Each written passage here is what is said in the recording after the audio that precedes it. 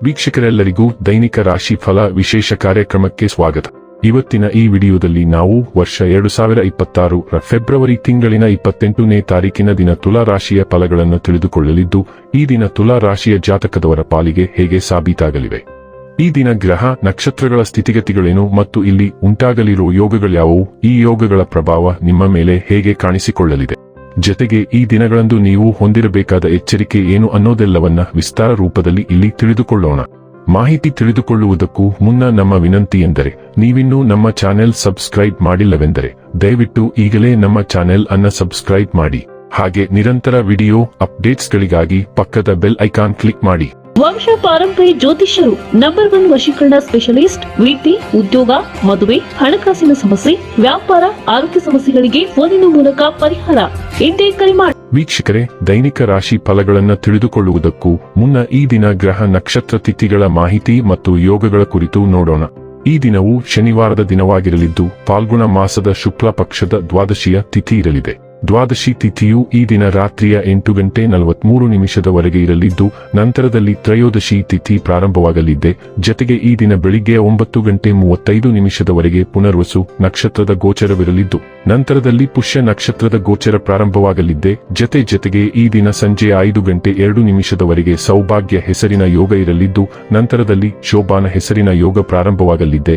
ಇನ್ನು ಈ ದಿನ ಚಂದ್ರದೇವನು ಕರ್ಕರಾಶಿಯಲ್ಲಿ ಗೋಚರಿಸಲಿದೆ. ಅದೇ ಸೂರ್ಯದೇವನು ಈ ದಿನ ಕುಂಭರಾಶಿಯಲ್ಲಿ ಗೋಚರಿಸಲಿದ್ದಾನೆ.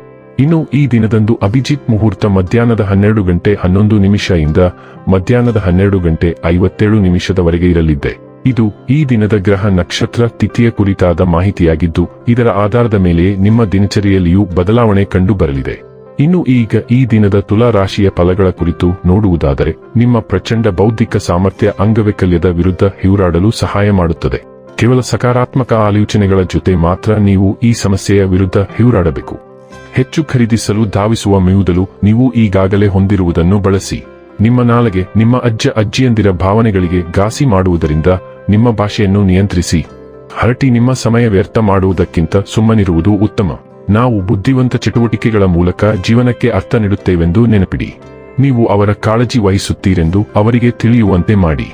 ಕನಸಿನ ಚಿಂತೆಗಳನ್ನು ಬಿಟ್ಟು ನಿಮ್ಮ ಪ್ರೀತಿಪಾತ್ರ ಸಂಗಾತಿಯ ಜೊತೆ ಇರಿ.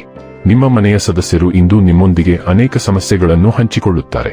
ಆದರೆ ನೀವು ನಿಮ್ಮಲ್ಲೇ ಸಂತೋಷವಾಗಿರುತ್ತೀರಿ ಮತ್ತು ಉಚಿತ ಸಮಯದಲ್ಲಿ ನೀವು ಮಾಡಲು ಇಷ್ಟಪಡುವುದನ್ನು ಮಾಡುವಿರಿ. ನೀವು ವೈವಾಹಿಕ ಜೀವನವೆಂದರೆ ಕೇವಲ ಹೊಂದಾಣಿಕೆ ಎಂದುಕೊಂಡಿದ್ದೀರಾ? ಹೌದಾದಲ್ಲಿ ನೀವು ಅದು ನಿಮ್ಮ ಜೀವನದಲ್ಲಿ ಆದ ಅತ್ಯುತ್ತಮ ವಿಷಯವೆಂದು ತಿಳಿದುಕೊಳ್ಳುತ್ತೀರಿ. ಕುಟುಂಬದೊಂದಿಗೆ ಸಂಬಂಧಿಯನ್ನು ಭೇಟಿ ಮಾಡಲು ಹೋಗುವ ಸಾಧ್ಯತೆ ಇದೆ ಮತ್ತು ಇದಕ್ಕಾಗಿ ದಿನವೂ ಸಹ ಉತ್ತಮವಾಗಿದೆ.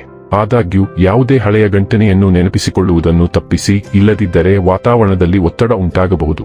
ಪ್ರಸ್ತುತ ಸನ್ನಿವೇಶಗಳನ್ನು ಬುದ್ಧಿವಂತಿಕೆಯಿಂದ ನಿಭಾಯಿಸಲು ನೀವು ಈಗ ಜೀವನ ಅನುಭವಗಳನ್ನು ಅವಲಂಬಿಸಬೇಕು.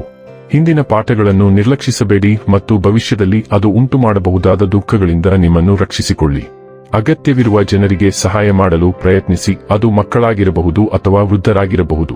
ಹೀಗೆ ಮಾಡುವುದರಿಂದ ನೀವು ಎಷ್ಟೇ ದಾರಿ ತಪ್ಪಿದರೂ ಸರಿಯಾದ ಹಾದಿಯಲ್ಲಿ ನಡೆಯಲು ಸಹಾಯವಾಗುತ್ತದೆ. ಆರೋಗ್ಯ ಮತ್ತು ಸ್ವಾಸ್ಥ್ಯ ಬಗ್ಗೆ ತಿಳಿದುಕೊಳ್ಳೋಣ.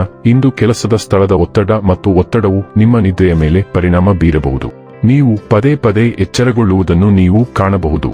ಮಲಗುವ ಮುನ್ನ ಸ್ವಲ್ಪ ಸಮಯ ವಿಶ್ರಾಂತಿ ಪಡೆಯಿರಿ ಮತ್ತು ಧ್ಯಾನ ಮಾಡಿ. ನಿಧಾನ ಮತ್ತು ಸುಮಧುರ ಹಾಡುಗಳನ್ನು ಕೇಳಲು ನೀವು ಬಯಸಬಹುದು. ನಿಮ್ಮ ಕೋಣೆಯನ್ನು ಕತ್ತಲೆಯಾಗಿಸಿ ಮತ್ತು ತಾಪಮಾನವನ್ನು ಆಹ್ಲಾದಕರವಾಗಿ ಹೊಂದಿಸಿ. ಇದರಿಂದ ನೀವು ಶಾಂತಿಯುತವಾಗಿ ನಿದ್ರಿಸಬಹುದು. ಮಲಗುವ ಮೊದಲು 1 ಲೋಟ ಬೆಚ್ಚಗಿನ ಹಾಲು ಕುಡಿಯಿರಿ. ಡೈಲಿ ಲವ್ ಮತ್ತು ರಿಲೇಶನ್ಶಿಪ್ ಬಗ್ಗೆ ತಿಳಿದುಕೊಳ್ಳೋಣ. ನಿಮ್ಮ ಸಂಬಂಧದಲ್ಲಿ ಏನೋ ಒಂದು ವಿಷಯವು ಎಲ್ಲವೂ ಪರಿಪೂರ್ಣವಾಗಿ ನಡೆಯುತ್ತಿದೆ ಮತ್ತು ಶಾಶ್ವತವಾದ ಸಂಬಂಧವು ನಿರ್ಮಾಣವಾಗುತ್ತಿದೆ ಎಂಬ ಭಾವನೆಯನ್ನು ನಿಮಗೆ ನೀಡುತ್ತಿದೆ. ಆ ಸಂಬಂಧವು ಮದುವೆಯ ರೂಪವನ್ನು ಸಹ ಪಡೆಯಬಹುದು. ಆದರೆ ನೀವು ನಿಮ್ಮ ಎಲ್ಲವನ್ನೂ ನೀಡುವ ಮೊದಲು ಆಳವಾದ ಉಸಿರನ್ನು ತೆಗೆದುಕೊಂಡು ಸಾಲುಗಳ ನಡುವೆ ಓದಿ. ಅದು ನಿಜವಾಗಬಹುದು ಅಥವಾ ನೀವು ನಿರ್ಲಕ್ಷಿಸುತ್ತಿರುವ ಯಾವುದನ್ನಾದರೂ ನೀವು ಕಂಡುಕೊಳ್ಳಬಹುದು.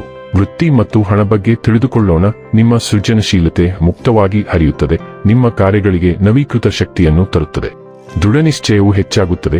ಸಂಕೀರ್ಣ ಜವಾಬ್ದಾರಿಗಳನ್ನು ತೀವ್ರತೆ ಮತ್ತು ಉದ್ದೇಶದೊಂದಿಗೆ ನಿಭಾಯಿಸಲು ನಿಮಗೆ ಅನುವು ಮಾಡಿಕೊಡುತ್ತದೆ. ನೀವು ಆಶಾವಾದಿಗಳಾಗಿ ಉಳಿದರೆ ಬೆಳವಣಿಗೆಯ ಅವಕಾಶಗಳು ಕೈಗೆಟುಕುವವು.